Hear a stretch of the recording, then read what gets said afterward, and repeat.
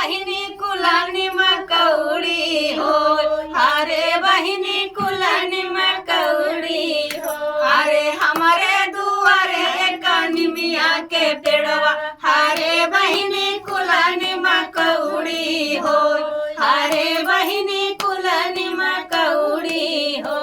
अरे पहिला पठना जब गईली ससुरवा, पहिला जब गईली ससुरवा, अरे बहिनी धैली हली सासू के गोड़, अरे बहिनी धैली हली सासू के गोड़। अरे हमारे नी सासुरानी ऐसन आशीष, हमारी नी सासुरानी ऐसन आशीष, अरे बहिनी तोहरे बेटा हुई हो, अरे बहिनी तोहरे बेटा हुई हो, अरे बहिनी तोहरी मकौड़ी हो।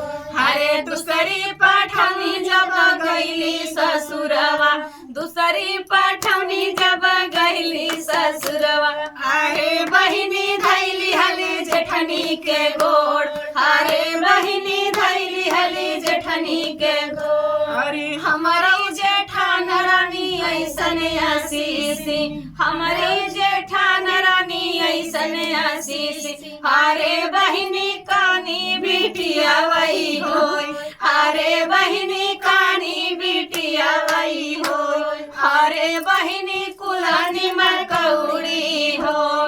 तीसरी पठौनी जब गईली ससुरवा, तीसरी पठौनी जब गईली ससुरवा, अरे बहिनी धैली हली ननदी के गोड़, अरे बहिनी धैली हली ननदी के गोड़। अरे हमारी ननद रानी ऐसन आशीष, हमारी ननद रानी ऐसन आशीष, अरे भौजी हमारे भतीजवई हो, अरे भौजी हमारे भतीजवई हो, अरे बहिनी कुलानी मकौड़ी हो। मतलब